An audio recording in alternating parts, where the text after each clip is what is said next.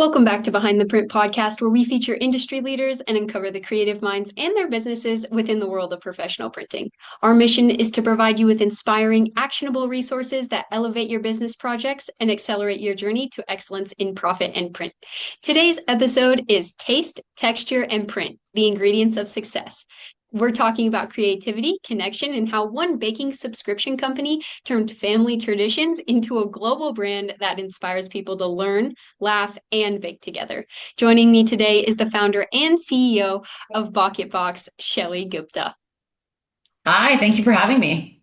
Yes, of course. We are so excited to have you. And Shelley, I just have to know, for those who haven't heard about BaKIT Box yet, who do you serve and what inspired you to start this journey from music to baking entrepreneurship? Yeah, thank you for asking. So we serve, it's really for anybody, but our target market and who we find get the most out of it are families with kids between the ages of 5 and 12. It's really a family experience, and it's a great way to get in the kitchen, get your hands dirty, and put away those screens. The reason I started it, it actually kind of started out a little bit different. I wanted to introduce culture to baking, and it wasn't really family focused or educational at the beginning of the business starting out. At first, it was global recipes from around the world. And it was actually my customers that made me realize what an opportunity area there was in family products. Parents were asking, "Oh, what can you teach me like about this country that we've now tasted food from?" And they were asking for more and more content that we just were like, you know what? I think it's time to kind of pivot a little bit and like go towards this educational concept that clearly there's a need for. Totally. And you described BaKIT Box as an educational and global solution to these problems. What do you think your box helps solves for home bakers or families, and what makes it different from other traditional subscription boxes? Yeah, great question. So it's very different from what you can get elsewhere. At the end of the day, our outlet is baking, and that's not changing. And so there are a lot of other baking products that exist, whether it's easy baking or other DIY. But ours is unique because we're introducing you to different countries through our bakes. We try to actually stay away from the recipes you might be super familiar with already. So we have things like a Persian love cake. We've got black pepper South African cookies. We have churros. And we're really trying to introduce you to recipes that use all the same ingredients, but take you to another country.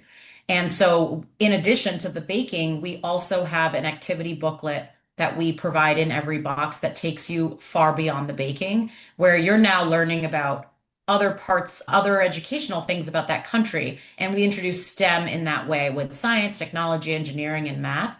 But we blend that with art and culture and language as well. That is so cool. And I was looking on your website at the love cakes, and they are beautiful. They're not just something fun that you can do in the kitchen, but they're gorgeous and something that you can be proud of and excited to share with your family. Completely. And that one's one of my favorites. It has rose water in it and it just smells so nice. Oh, I bet, man. And your brand has such a creative, family-centered energy. How do you balance the fun of baking with your strategic background from Chicago booth and consulting? I've always loved to bake. I've never been, it wasn't something I was doing professionally, but it was always something that I love to do, especially with my family back home during the holidays and things like that. So for me, it's always a fun and friendly and approachable task, but not everyone feels that way. Baking can be really intimidating for a lot of people. So what we wanted to do was take the hard part out of it for you, right? So we measure everything by grams. And so that's the hardest part is like, getting the measurements perfect in baking. So we do that part. And then we give you the opportunity to teach measuring in different ways with less critical ingredients, like you're doing it with the butter and the milk. And sometimes you're splitting components that we give you to add that some of the math learnings in there. But yeah, like I think for me, it was more like there is a market opportunity here. There's a really fun activity. No one else is doing it. It just made sense. Totally. And the story behind your brand is so relatable, those famous Christmas baking disasters. How did that early experience shape your mission to make baking accessible and joyful for everybody? That's a interesting question because I have such fun, like funny memories of baking with my family, my siblings back home where it didn't always turn it always turned out very delicious, but it never looked right. And that was I felt like my MO. I'm like, it might look ugly, but it's gonna be delicious. And I think that that's the beauty of baking is there are some beautiful artists that know exactly what they're doing when it comes to baking, but when it's a DIY project, it is your own. Like make it your own. We give you the pre-measured ingredients, so it is going to taste good. Like we know that we are very confident in saying that. But being able to do something a little bit on your own, add sprinkles, change the shape, and just make it more of your own. And I've seen our own customers do that and send us pictures and things like that, which is always so awesome. So I do really feel like that those experiences when I was like in my teens and into my 20s baking with family, it played a part in what we're doing now. Yeah, and that's so cool how you mentioned it comes out perfect every time, no matter if you mix it up, it's all pre-measured and it's going to taste good. Because sometimes when I'm making, that's like my biggest fear. I'll try something new, I'll have fun with it, but I want it to taste good. Like, at least taste good, Absolutely. please. For sure. That's the main thing here is that we want it to taste good. We give you everything that you're going to need. We give you all the ingredients that are a little harder to find. The only thing you have to provide is perishable or dairy items that we naturally can't ship to you because our product is shelf stable, but it is going to taste good. And we write the instructions in a way where we're pretty confident that it's user friendly and you won't mess it up because we break it down in very simple terms. We remove any baking jargon that you may not know, and we really try to explain it in a way that a child can understand.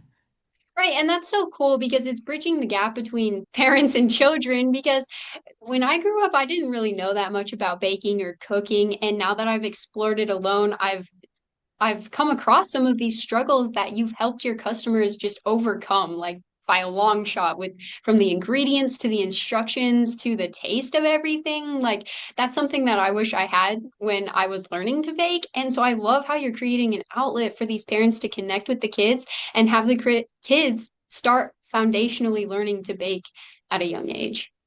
Yeah, thank you. I appreciate that. I mean, yeah, we didn't have anything like this when I was growing up either. And I think the most important part that really means something to me is like I didn't have any awareness of what I could bake from different countries when I was little. That was just Right. not something we had exposure to. If you go to a restaurant, you're going to try a unique dessert, but if you're at the grocery store, there aren't options for you to make something from India or from Mexico or wherever.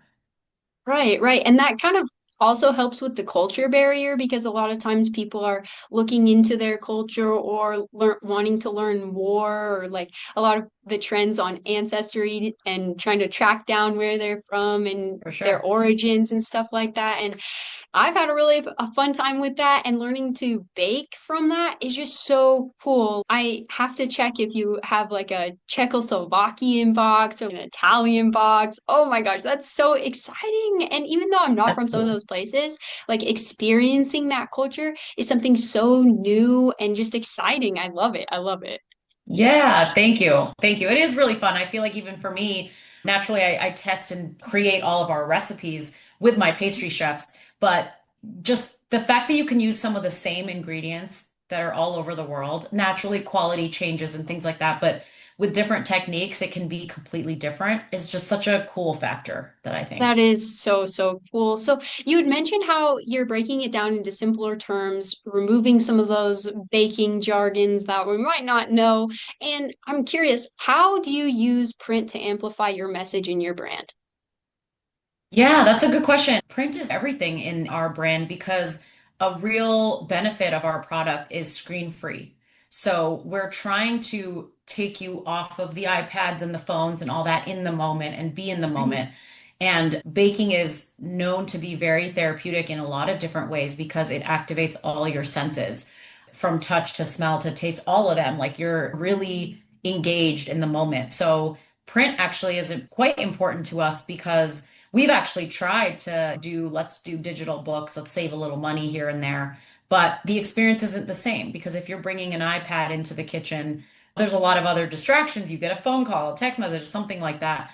So we've actually moved completely to giving everything in print, We also purposely built the recipes and the activities on separate guides because just thinking about the user experience, like if you have more than one child or you're actively engaged with your kid, you can't keep flipping pages in the same book. Like maybe it's helpful to have one of your kids can be working on an activity while you do some of the hard parts that a parent needs to do.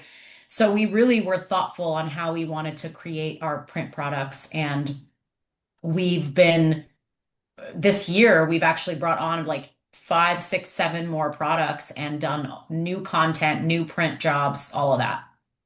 That is so cool. And I love how intuitive it is because you're speaking from a mom brain right now. I am assuming that you have kids because that's just a mom thought in my brain. I It's don't have kids, but you know what's funny you happening in said that that because kitchen. I actually don't have kids, but I Oh, have an auntie brain because oh, I've got yep. a lot of nieces and nephews, and Oh, I really this came from that idea of like how do you spend time with kids? Like I love spending time with them, and like you just have to think about how their brains work too. Their yeah. attention spans are going to be different than ours, and so I get a lot of insight from my parent friends on how we want to make this intuitive. That is so awesome. I love it. So every growing business hits big milestones. What have been some of yours? Yeah, great question. So I would say one really weird and strange kind of milestone that happened for us was a couple of years ago. We used to ship all perishable items as well. I was Mhm. really trying to be the full solution where your butter's in there, your milk products are in there, and we had cold storage and all that. And we experienced one of the hottest summers that had ever happened in I don't even know how many years. And it was a disaster. I Everything bet. melted. Yeah, a lot of people's boxes arrived with like it was just the ice did not hold up and it really changed the business model of my business in that moment where it was really this big question that I had to ask myself was how important is this to you to be this full solution where you don't have to run to the store? And I surveyed customers and tried to understand like where is the value in the perishables, the dairy products versus a little more flexibility with your shipment. And it was Mm, super clear that they were like, I've got milk, I've got butter. I never really needed that, but it was nice to have. And right. so we, from that point on, like completely changed all of our recipes, the whole model and went shelf stable. And that opened up huge opportunities for us because naturally there are a lot of limitations when you're shipping cold storage. And so that was Right. a really big aha moment for me where it was sometimes as a founder, you have to be like, what's important to you versus what's important to the customer. And they proved me wrong Customer is always right. completely. So on the flip side, what's some struggles that you're going through right now with your business? As always, like funding is always something that's hard for small businesses. I am in the process Mhm. of a fundraise, mostly looking at angels and individuals that are interested in investing in small businesses. But outside of that, I think it's always just a challenge when you're dealing with like inventory management and holiday season coming up. We are projecting as to the best of our abilities, but we only have a couple, like not even 2 years of data under our belt to know exactly what to expect. So when it comes to holiday season, me and my team are constantly like, how much do we buy? Because Christmassy items are, no one's buying them in January. Trying to make sure we don't overproduce and then have all this waste or underproduce and miss out on sales. So it's a constant battle and balance, especially around holiday. We actually made a bit of a change due to this issue with other holidays. Like how we used to do a Halloween box, for example, but it was, to be honest, just too short of a window to really understand what we needed. So now we are a little bit more evergreen. We want to give you items that you can use all year. And then Christmas will always have some like winter holiday items as well. That's really cool. That's so cool. And it makes sense to evolve and change. And I'm sure over the next couple of years, you're gonna have that inventory just like to a Oh, I'm pinpoint. You won't sure. even worry about it.